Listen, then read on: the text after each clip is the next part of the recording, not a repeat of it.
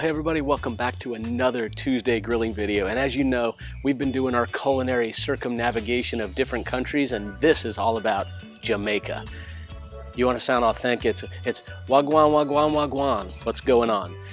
I love some of these Jamaican recipes. To me, they are so homey, they're islandy, they bring me back to wonderful vacations and times. And honestly, they're simple, delicious recipes. This one's no different. It's a banana fritter.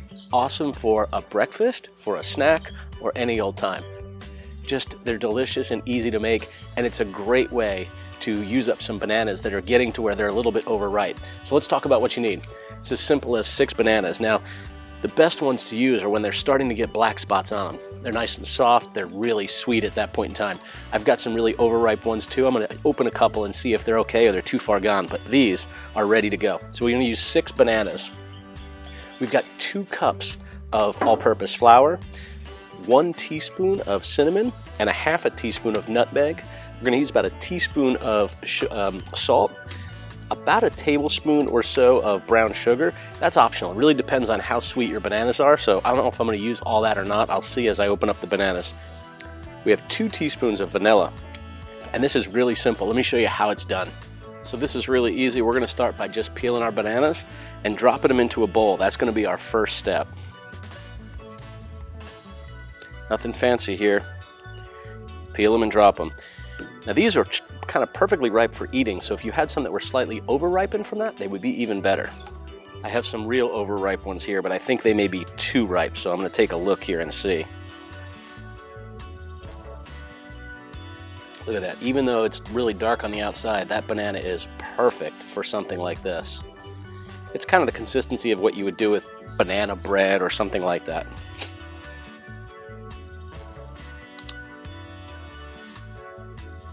You just want to mash these up. The idea is you want to get them nice and mushy.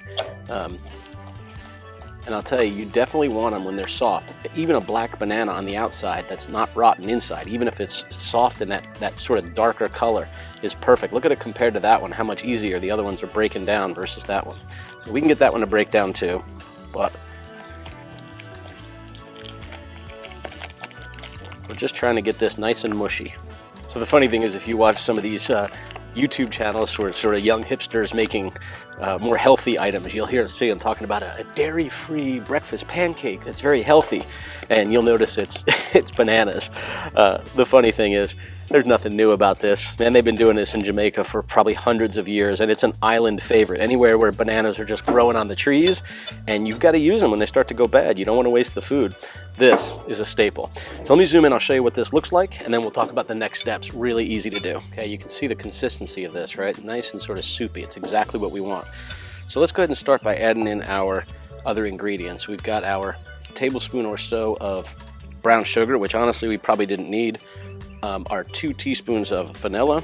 Now, let me mix this up for a minute. Just going to incorporate this together a little bit. I'm going to set this aside for just a moment.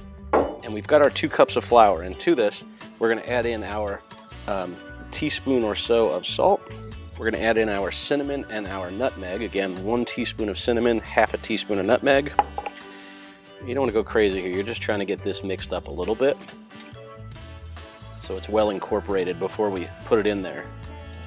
All right, so we'll pull our banana mixture back here, and we're just going to start adding some of our flour as we mix this in, our flour mix. Add the vast majority of it in there. Just get it mixed up a little bit. This is going to be about the consistency of something thicker than pancake batter. Scrape it down the sides and make sure it gets all incorporated in there. Be careful, could make a mess like I just did.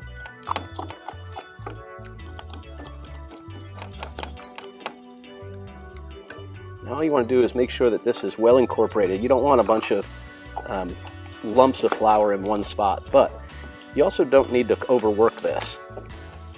That's going to be perfect right there.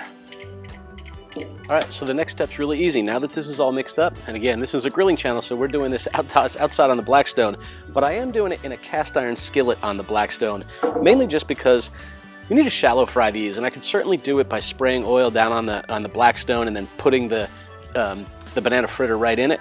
But this is a lot easier since I have enough of this to make several batches. To do it in the pan, I'll use less oil that way. I won't waste as much. I'm going to fire up 2 burners and put this right between them.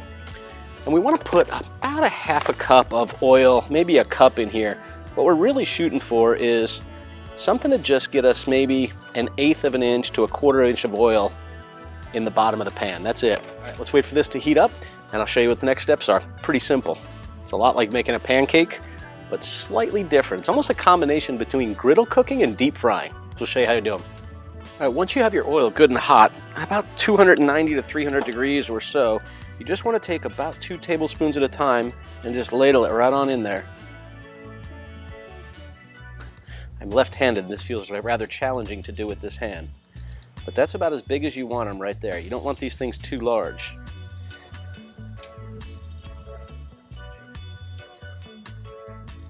You don't want them to touch one another either.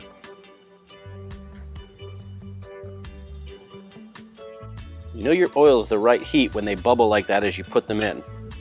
Alright, so this first one's been on for about 2 minutes or so. We just want to kind of lift underneath it. You can start to see those bubbles are forming around the side. A little hard to see, a little starting to form here as well. A couple in that one. We're just going to go ahead and get this guy flipped over. Now if they're done enough, you can kind of just put your fork in them and turn them over that way. Just know that you're going to get a little bit of the fritter on your fork.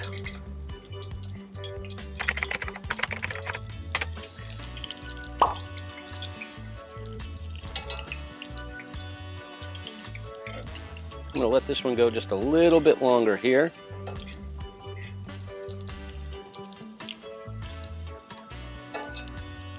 And those are looking really good. We'll let them go about another 1.5 minutes or 2 minutes on this side. So these are looking pretty good. We'll go about another minute and then we're going to take them off and just put them on a wire cooling rack.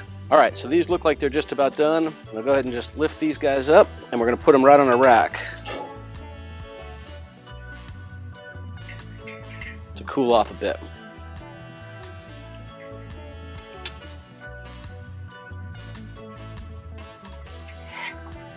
As these finish cooking here, I'm just going to start adding a couple more here.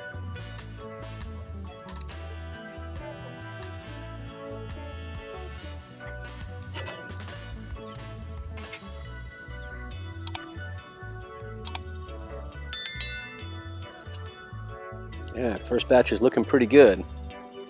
We've got our second batch going, and if you look at this one right here in the center, you can already start to see the bubbles forming on the outer edges of it. That's exactly what we want to see. We'll flip these over in just another couple of minutes, but remember, we want to make sure they're cooked all the way through. We don't want it to be completely doughy on the inside. So you just want to keep cooking these in small batches until they're all done. I have a wire rack sitting over on the other side of the Blackstone just so it's nice and warm. I'll be able to bring them inside. Everybody will enjoy these. You can sprinkle a little bit of powdered sugar on them, a little bit of granulated sugar. You can eat them just like they are. If you want to try it like an American pancake, you can certainly add syrup to it, but I'll tell you, they're sweet enough that they don't need it. So I've got one of these pulled off here, just cut it in half. And you'll notice it's dense inside. That's exactly what we want. We want it to be moist. If you cut one of the first ones open and you don't see it cooked all the way to your liking, turn your heat down just a little bit more so the outside doesn't get too overdone, and just enjoy these things. They sure are good. I'll tell you what, everybody, I'm going to continue cooking the rest of these and bring them in for the family. I hope you enjoyed this little culinary circumnavigation trip around Jamaica, specifically with banana fritters.